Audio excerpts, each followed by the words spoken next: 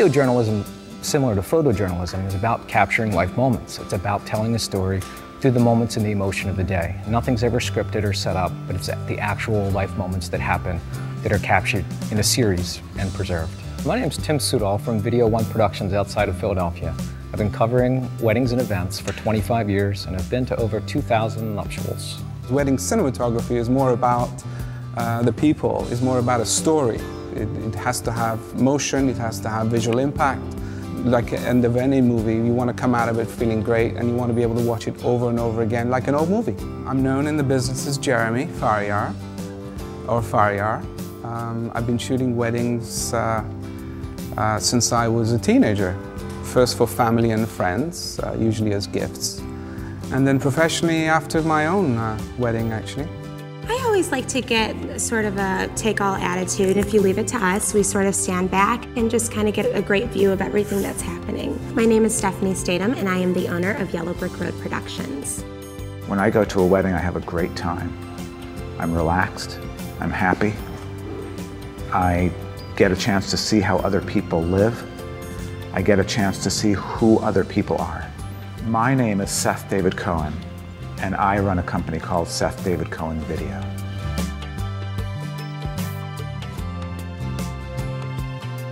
We're always very surprised of how much the brides already know about what they want, and in particularly, what Life Stories does. They Google it, they hear it from other friends, they see the examples of other people's videos. So by the time the bride, the prospective bride arrives to the studio, they know a lot more about us than we know about them.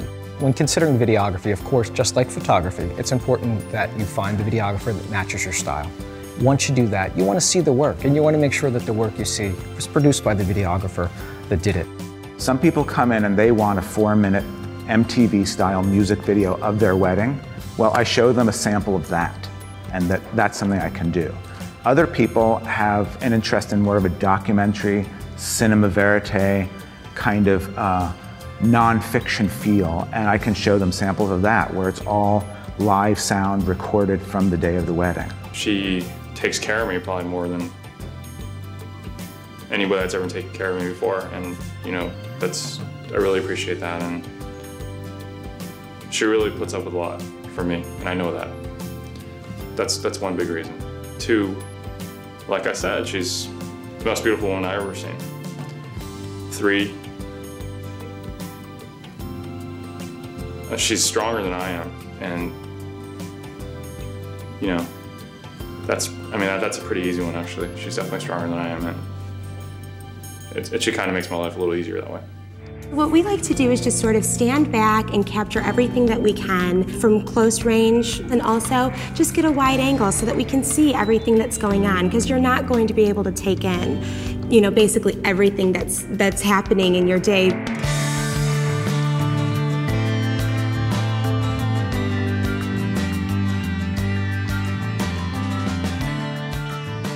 We use different formats for visual impact.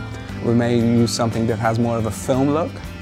We may use Super 8 film or 16mm if the budget allows. These days, with digital video, we're able to shoot high definition, which gives us a lot more latitude to play with the video in post-production. On location, we use different cameras, different lenses for each part of the wedding.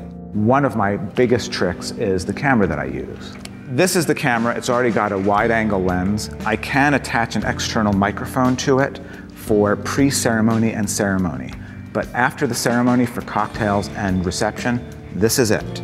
Sometimes I have a little earplug plugged into my ear so I can monitor what the sound sounds like. And I bring a light with me, and that light sits right here, and it's that big. I'm going to be able to get very interesting things which reveal who the people are, what their culture is, what's happening. It could be during the photography session with the photographer. It could be getting ready in the hotel room. It could be during the cocktail hour. It could be late at night at the end of the party. Definitely, it's always better, and I always suggest to our clients to use 2 camera people. The reason is specifically during the ceremony. It's great to have one camera in sort of a close shot of the bride and groom, and another camera that can get all the action that's going on with either your officiant or priest or judge, whoever's marrying you. That way you have something to cut to, and you don't have sort of this boring kind of on and on and on video, but you also have the guests that were there and the reactions of those people. When the bride is coming down the aisle, it's great to have one camera capturing her so that you see that really pivotal moment, and then you also see the reverse angle, which is the groom who's standing there just excited and happy to see you. Because again, it's something that when you're in the moment, you want to be able to take all those things in, but you may not remember every detail. So we get in there and we just sort of explore all those areas, and just having a second camera also, it's a perfect way to make sure that you get the most coverage during your wedding. When we cover a ceremony or a reception, the best place for us to be is invisible and transparent. We position ourselves in a way that no one senses our presence, and what that enables is life to happen, moments to happen without any obstruction. Guests don't feel inhibited, and people, when they don't know you're there, they act themselves and they act very naturally.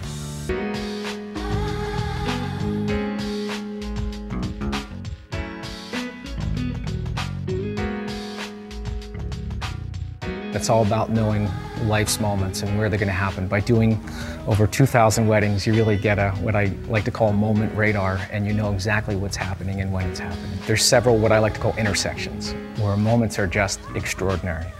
One would be when the bride, she comes in her jeans with her headdress on, and she makes this transition into a beautiful bride, and her dad walks in for the first time and sees her. I mean, the moment there where you meet dad ahead of time and he's halfway dressed, and then he sees his daughter, that moment's it's just priceless. In editing, we can apply textures, whether it's black and white to sepia, color, or any kind of film stock that we want. And when shooting, for example, the getting ready, we'd like to give it a sort of an artistic, filmic look, and therefore we might use a different lens or a particular type of camera. One of the most beautiful parts is the actual dressing of the bride. We start at the time where the bride is actually dressed. And the moments that I can probably remember, and I think is probably the most emotional, is the father and the daughter, when their gazes just lock, and the look of the father, and many times I wish I would have the footage to sort of do a flashback of the father seeing the daughter from the time she was 6 years old in his eyes. That's a great idea. It's about being there when her friends come for the first time. It's about seeing her expression when she pulls the dress out and all the girls see the dress for the first time. It's about her mom helping her put her jewelry on. It's about all the detail that she spent so much time putting together, all coming together all at one time, and we're there to capture it. There's actually a bride who had, for one reason or another, had great trouble beforehand and was very worried. And one of the scenes we captured is actually her showing up and seeing everything and being emotional, getting emotional, excited about it. This is my wedding. Oh my. That's a very good example of being there at that moment and capturing her excitement. What's the kind of in between the scenes kind of stuff that I'm going after? Well, it's the time when the groom lost his cufflinks, and it was his grandfather's cufflinks. And it was half an hour before the wedding, and I recorded this great scene where the groom and his mother and everybody else is looking for the cufflinks. He was just a nice, well-rounded boy. And what happened to him? He just got better and better. As he became a teenager, he became better. Better at giving me a heart attack. And Celia is very lucky to have gotten him. My baby boy. I love him very much, and I would love to find the cufflinks. This scene is great because it's fresh, it's spontaneous, it's real, it's live, it's funny, it's who the mother is, it's who the groom is. It's all real, it's not fake or phony, and that's what I love. In addition to documenting the bride getting ready, to document the groom.